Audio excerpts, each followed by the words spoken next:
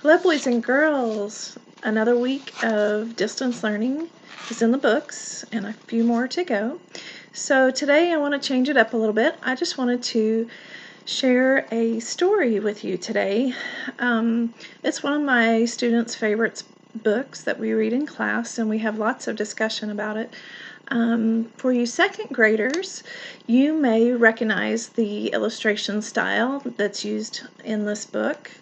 The illustrator for the book was also the illustrator for the book The Dot that we read in our readers in first grade.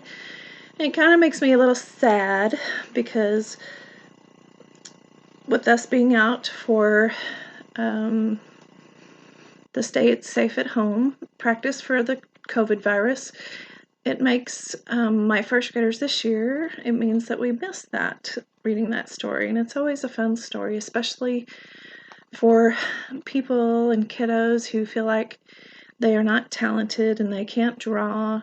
The story The Dot is a great way to kind of break through those fears of being able to do something perfect.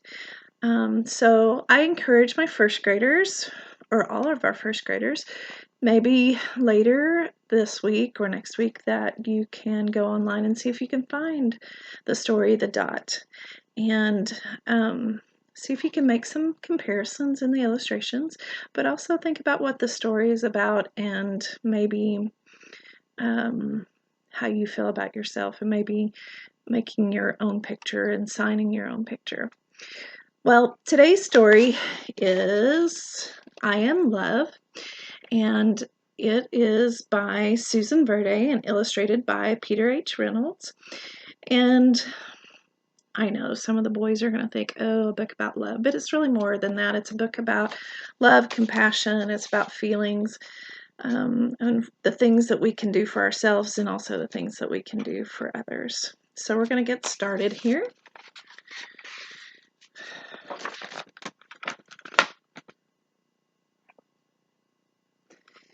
When I see someone going through a storm,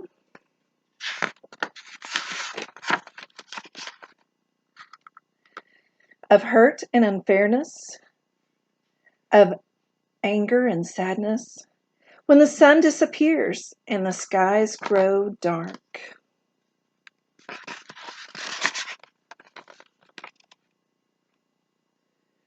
and I see there is fear, I ask myself, what can I do to help let the light back in?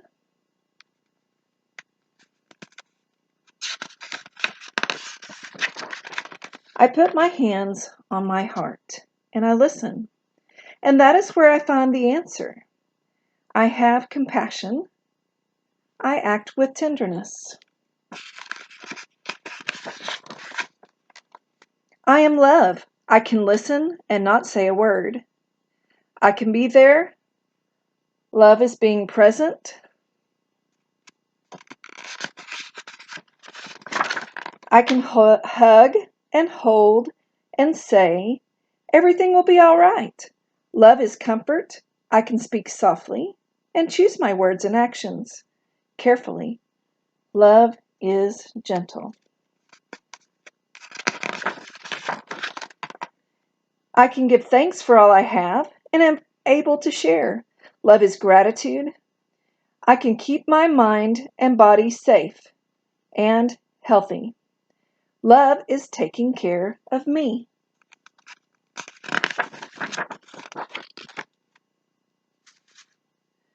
I can express what's important to me. Love is creative. I can know that no one is perfect. Love is understanding. I can do my best to make things better when something is wrong. Love is effort. I can celebrate those I've loved before. Love is remembering.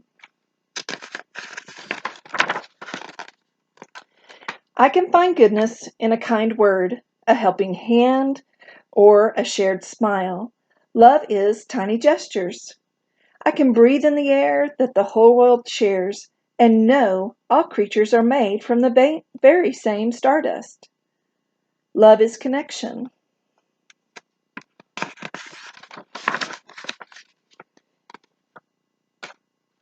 When the clouds roll in for others and for me, I know there's something I can do.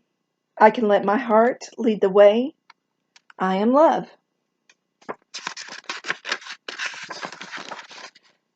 You are love. We are love.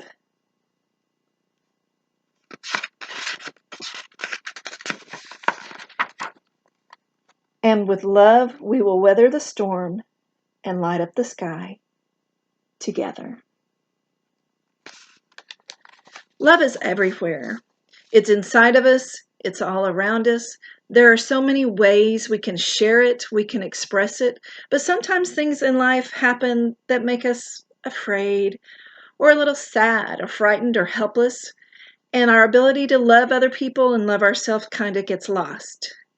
I hope this book reminds you of the power that you hold inside yourself to overcome those feelings of fear, sadness, and helplessness, and to show kindness and compassion to all of those around you, especially when we are all staying at home and staying safe.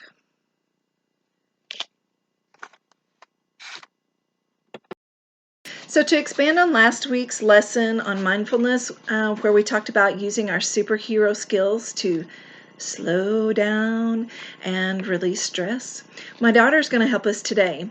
We have some yoga poses to show you. These are called heart-opening poses. They have been shown to positively affect mood, outlook, and create feelings of compassion and love for others. So for our first yoga pose, it's called the fish pose.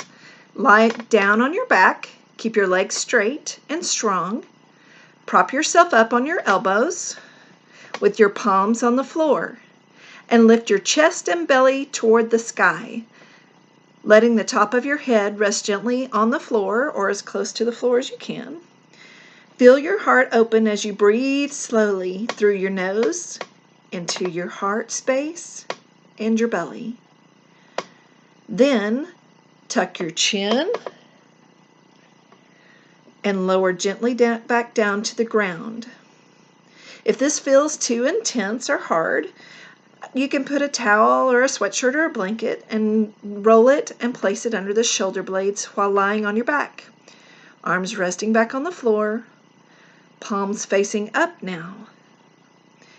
Even this slight lift under the rib cage can open your heart space. Good job. So next we're going to do the cobra pose. Lie on your belly, your legs straight and strong behind you. Place your palms flat on the ground next to your shoulders and draw your shoulder blades together on your back. Breathe in and push into the ground with your hands, keeping a slight bend in the arms, and lift your head, chest, and shoulders off the ground, aiming your heart to the sky. With each breath in, feel your heart expanding. Carefully lower yourself back down to the ground. Okay. For the next pose, Kaylin's going to get a chair. It's called the cow pose. Isn't that a funny name for a pose? I get the fish pose and maybe even the cobra pose, but the cow pose, that's kind of an odd one. Kids of all ages spend a lot of time sitting rounded over a desk or over their electronics, so this is a seated heart opener that can be a wonderful break in the day. It can also help with your posture and your spirit. Bring yourself to the edge of the chair and your feet up to the feet on the ground. So bring your feet close to the feet of the chair, but on the ground. Reach back with both hands to either side of the seat of the chair at your sides. Inhale and lift your chest up high to the sky, arching your back. If it feels comfortable, let your head fall back gently as you widen your chest. Exhale and soften your posture. Then inhale and repeat it again. These are just a few ways to help your mind and your body communicate with each other and come to a good resting place and help your spirits in these times when we're staying at home alone, during our break. Hope you have a good day and try these poses as often as you can. Bye.